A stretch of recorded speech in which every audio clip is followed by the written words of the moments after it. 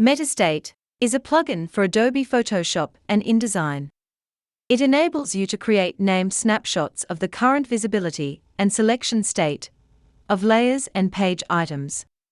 After creation, you can quickly toggle between these states as a one-click action.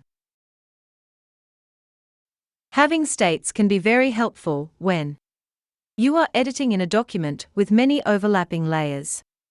You only want to see, share, export or print a part of the document.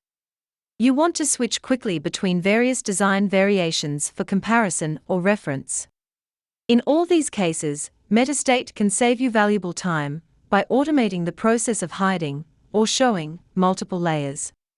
State snapshots are stored with your document, making them persistent and portable. Metastate keeps its settings as pure metadata.